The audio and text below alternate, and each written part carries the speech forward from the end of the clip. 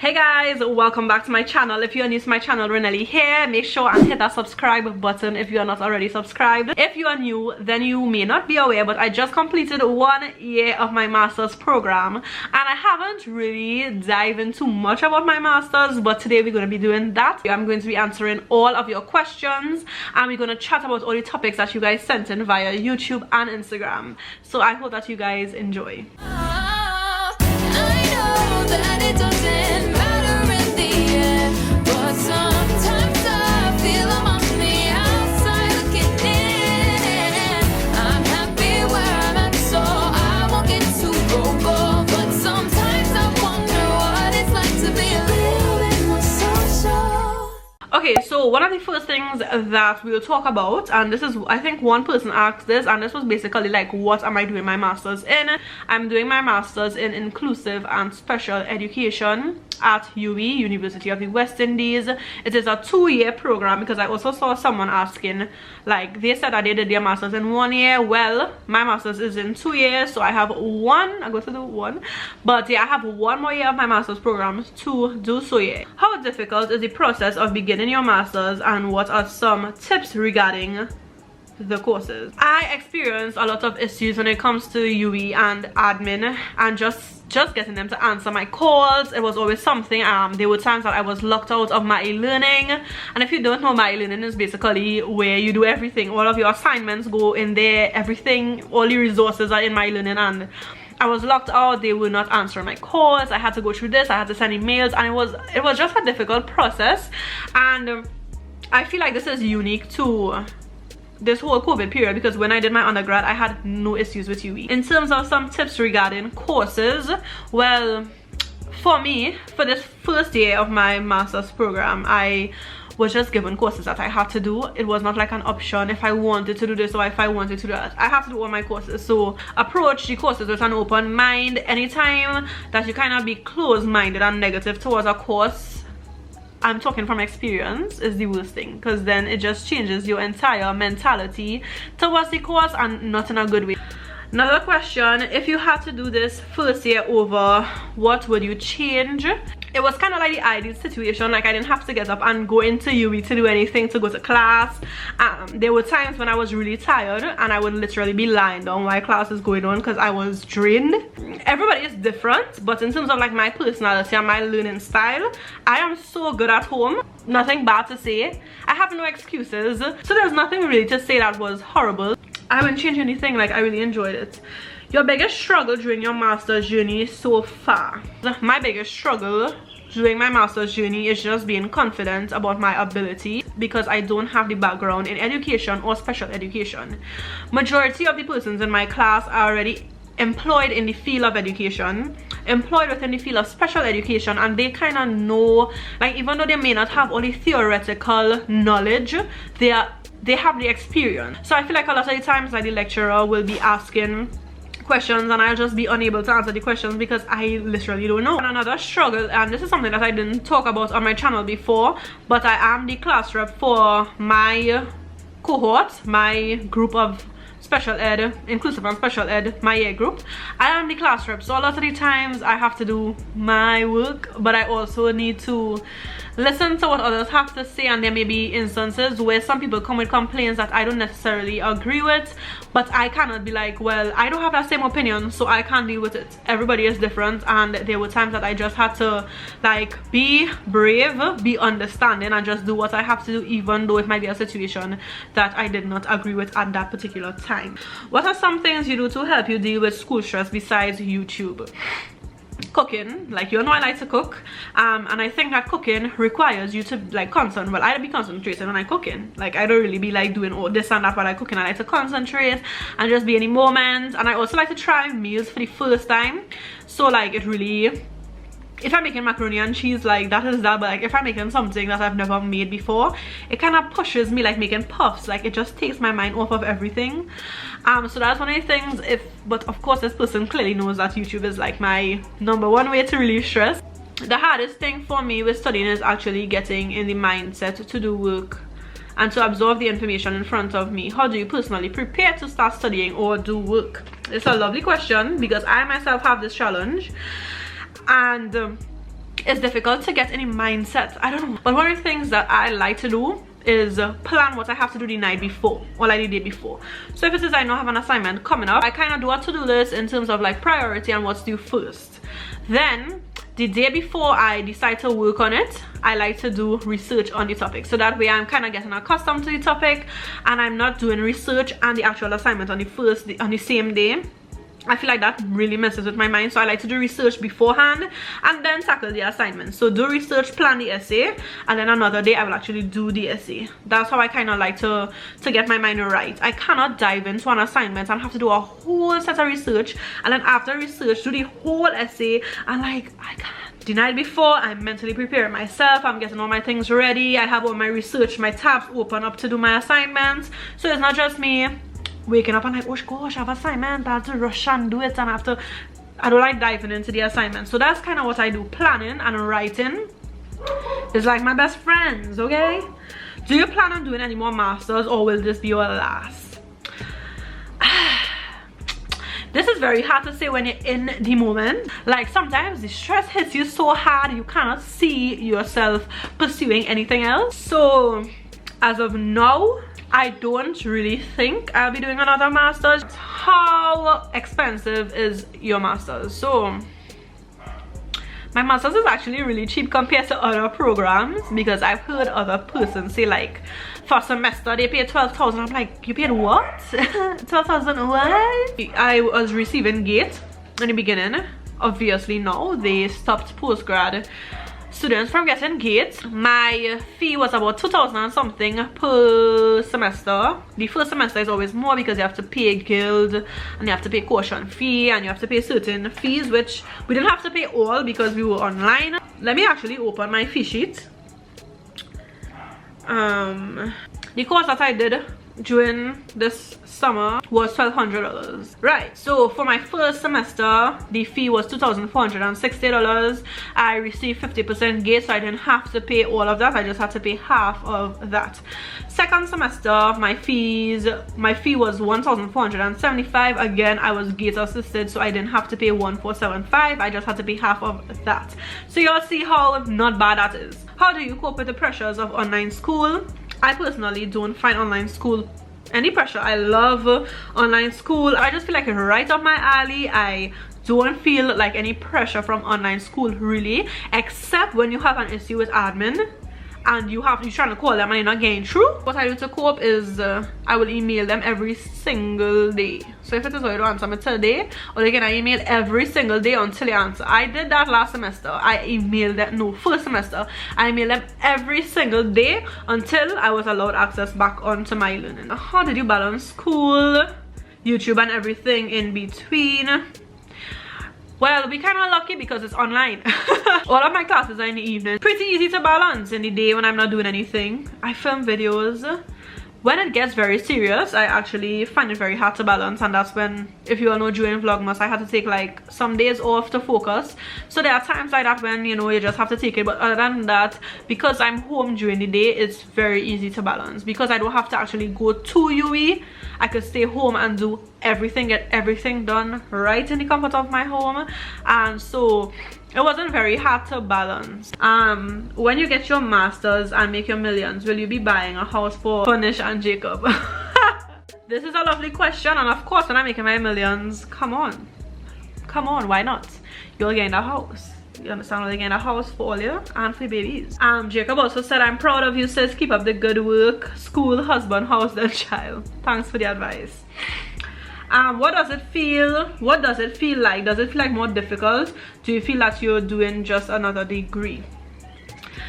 The workload itself is not like way like, oh my god, it's so different from undergrad. What is difficult compared to your degree is that the quality of work, they expect more from you.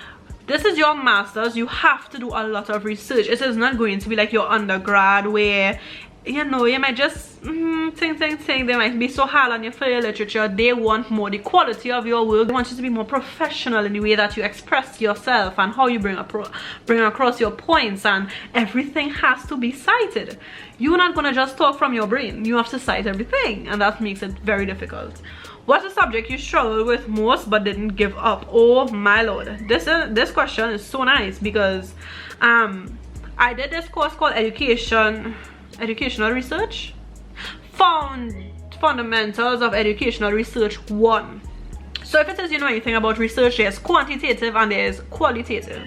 So fundamentals of educational research 1 is about quantitative, and quantitative means maths, it means numbers, it means statistics. I'm not a statistics person, I'm not a numbers person. I hate quantitative research. That is not Raenelle-Lee. I do not like it. Dario helped me so much with that course because Raenelle-Lee is just not a numbers person, and I got an A in the course.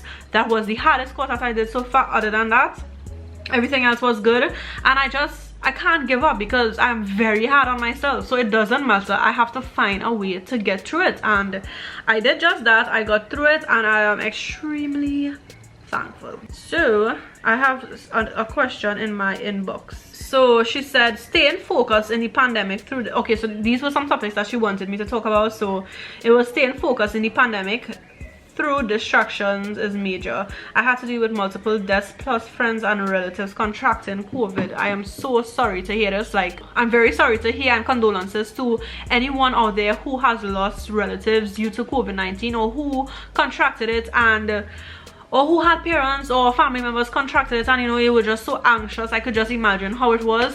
But I kind of used to do work in the morning, like early morning, like 3 o'clock, 2, 3. I am doing work, like busting my brain doing work, and at that point in time everybody is sleeping. So yeah, that's the kind of things that I had to do. Like, those are the sacrifices that I had to make, sacrificing sleep, overcoming doubt, being confident in your capacity. And this is what I was just talking about earlier, where I was not feeling as confident as I should be feeling because of the fact that I don't have experience, and I don't have like I have prior knowledge, but I don't have much prior knowledge to basically be on par with persons in my class. And I just had to realize, like, they are having their journey and I am having my journey. Never tell yourself like you don't have the background knowledge, and you don't have this and you don't have that, so you just go and be in class and just not know. I did so much research. I did so much research where I didn't know. I would ask questions. Never be afraid to ask for help, and that's something about me. Like, I'm never afraid to ask for help. I will ask, but also I will do a lot of research. I will just keep reminding myself that you got accepted here. It means that when they saw your resume, when they saw your prior jobs, your prior experiences, they thought that you were fit for this program. So you need to push yourself, and you need to realize that you are here for a reason. They place you here for a reason. You have no excuses but to just work. Identifying passion or purpose, which could link as a driver to focus, definitely, right? So I feel like this is a very, like, how I even found out that I wanted to do this is such a long story, but I probably would do a video on this, like a separate video on it, to kind of go through it, because this video is already going to be long. I had to go through a lot of experiences, and I had to be placed in a lot of different experiences to realize that this is what I want to do. If you all are accustomed to my vlog, I used to work part-time at the Mamita Center, and I would go and I would teach these students. They had autism, Down syndrome, cerebral palsy, like so many different things. Every session I would feel so accomplished, and I would feel so happy. I would feel like a joy. Like, that's when you know this is what you want to do. Like, it used to be tiring because those children have energy, and when you're done, you're like, I'm tired, but I feel so fulfilled, I feel so accomplished. And that's when I know, like, this is what I want to do. The way that I felt after those sessions just verified and confirmed that this is what makes you happy, and go and do it. Go forth. Somebody said, Ray girl, you don't know me, but I'm so proud. So I went onto YouTube now. I'm so proud of you staying the course and getting it done. Master session in any field takes time, motivation, and determination. Trust me, I know. So no questions here, just so proud and happy for you. 1 down. And I appreciate it so much. And you know, one of the things that I always say is that I get so much support from persons I've never met in person. Like, the amount of you all who support me and who genuinely support me, but you all have never even met me. We have never even spoken face to face, and you all support me so much and always motivate me. That makes me feel so good. Like, you all don't even understand. Sometimes it's very difficult to be motivated by yourself. Like, I will admit that it's very difficult sometimes to feel that you are enough, and sometimes you just need somebody to tell you, like, Raenelle-Lee, you are amazing, you are doing well, and those are the kind of things that I really appreciate. So thank you so much to everybody who supports what I do. Did you pursue your line of study because there's a demand for your type of qualification in TNT, or was it because of your love for the field? This is such a good question, because special ed in Trinidad and Tobago is definitely a field that should be in demand, but it is not.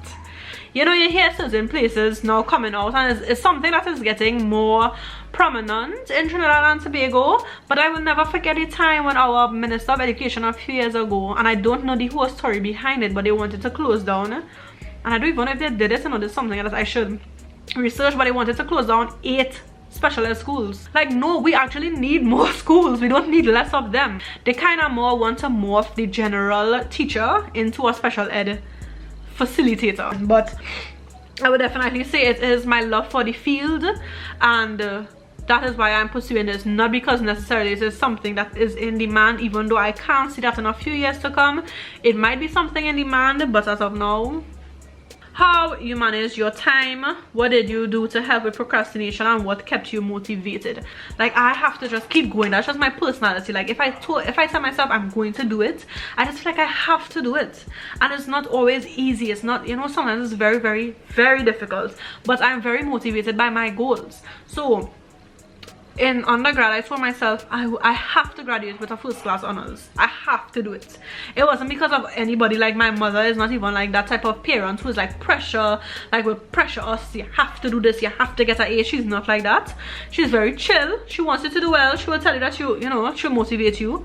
But I told myself, like, I have to get first class honors for me. Like, you have to aim high, you have to aim big. Go big or go home. You understand? That's just how I am. And in terms of like managing my time, as I said, it's very easy because I was home and I wasn't working at the time when I started my masters, and we are on lockdown, so it's not like if I'm going out anyway. So, you know, it was very easy to manage my time. In terms of like procrastination, I start off every semester procrastinating. I always think like I have so much time, and then time just runs out, and then I realize I have no time. So I'm like, Raenelle-Lee, if it is you procrastinate, you're not gonna finish this assignment on time, you know, you're gonna be rushing. And I start to weigh all the cons, all of it, all of the things that could happen, negatively happen, if it is I procrastinate. And I scare myself into going on to doing my work and settling down. My classmates really helped me to stay motivated as well, and to not procrastinate, especially when you have group assignments.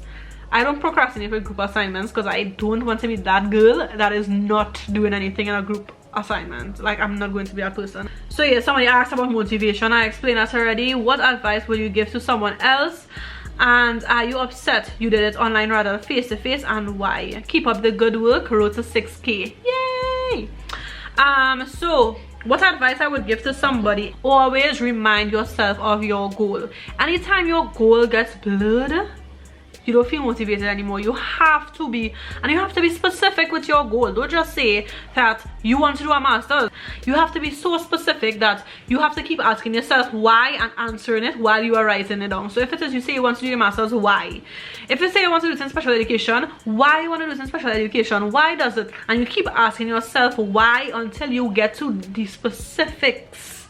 The person also asked, are you upset you did it online rather than face to face, and why? I'm not upset at all. As I said before, I am very good with doing my masters online. I have no doubts about it. So someone said, congrats hon, God bless you, a bright future awaits you in Jesus' name. Amen.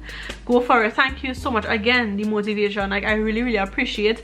Like, this might seem very simple to some people, but you all don't understand the impact that you all have on my life, and so thank you so much. Congrats, thank you so much. Did expectations meet reality in terms of coursework or material? I expected worse.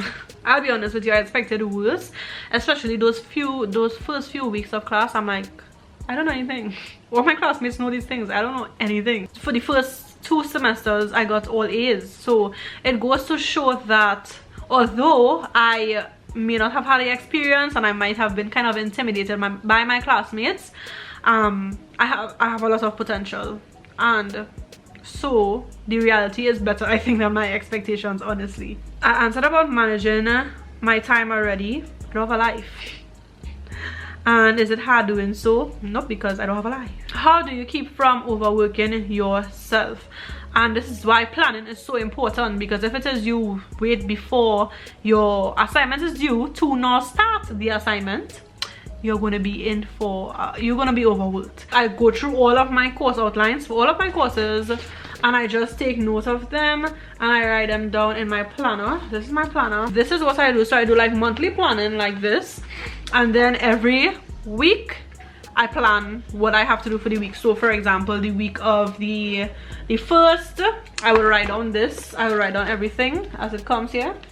I write this down on a notepad. All these 4 things, I write it down, let's say like the Sunday. So I know this is what I have to do. Then I even go a step further by planning all of my days. So like the night before now, I plan all of my days, because if I don't do that, I kind of get like all over the place. So that's how I don't overwork myself, because I know what I have to do, and I do it. Like if an assignment is due the 20th, the 1st of the month, I'm already starting to plan and to think about it, at least like just start to think and do research about it. Throughout the whole year, was there any best moments, parts of it, and was there any worst moments? So the worst moments, as I said before, was definitely the instances where I felt like I was not good enough to be in the program. And then the best part would just be meeting new persons, learning more about persons. And I met so many people. Like we've had study sessions together, we have exchanged ideas, I have helped persons have helped me. My best moments would definitely have to be with like meeting persons and interacting with different persons and learning more about people and what they do and stuff like that. How did you balance being a creative, posting content consistently even with a day off? Okay, and what's the secret to being Raenelle-Lee TV? I just keep going. I don't give up. I love doing YouTube. Like it's my way of relieving stress. So it fits in very nice with my work, my masters. It's like, okay, when I need a break, let's film something, you know. And then I also try to film as much as possible. I try not to procrastinate with my filming, so that's how I always have content just like spread across, because you just have to keep at it, you just have to keep going. And then something else, as I say, is filming bulk content. So if one of the days I find like I'm free, like today I filmed a Pennywise haul earlier and I finished off a weekly vlog, and now I'm filming this video. So it's like, you just on it, you take a day and film a whole set of videos. How was it studying during the pandemic? Was it difficult with Zoom classes? When you needed a break, what did you do, as you couldn't meet with certain people and go certain places? So as I said, I love studying during the pandemic. I adore it. When I needed a break, I took a break, period. And that's the thing with not procrastinating and doing a to-do list and getting everything done and accomplishing tasks and taking it off, is that when you need a break, you don't have to worry about taking the break and feel bad because you are on top of your work. So let me tell you, when you stay on top of your work, you reap a lot of benefits. But during the semester itself, I used to go for drives. You all would know, you all have seen some of the drives when I went out with Dario, when I went with my mom and my sister, when, you know, like there were times when I could have done things during my master's. So it wasn't just like I was just home and not leaving. Majority of the times, yes, but there were times when I'd be able to go for a drive, and once I go for a drive, I'm good to go. A lot of people think that I'm very social, but I'm an ambivert. So there are times when I could be very social, and then there are times when I don't have like that much energy to be social. So honestly, not seeing a lot of people is like right up my alley, sorry to say. What's your plans after completion? So of course I would like to get involved in the field of special education. I'm praying that there will be some vacancy, but I want to be involved and I want to be an advocate. I want to do more things, like even working with NGOs and volunteering and like learning more. Like I can't wait for when I finish my masters, and I just want to keep reminding myself of my goals, because it's easy to get sucked in to nothingness. That's all the questions that you guys asked and all the topics that you all wanted me to discuss. A lot of the things I could have gone more in depth, but I know this video will be like even longer, and who wants to sit down? So yeah, but I'll see you guys in the next one. Thank you so much for watching, and thank you to everybody who sends in their questions and their topics, and I will see you guys in my next video. Later.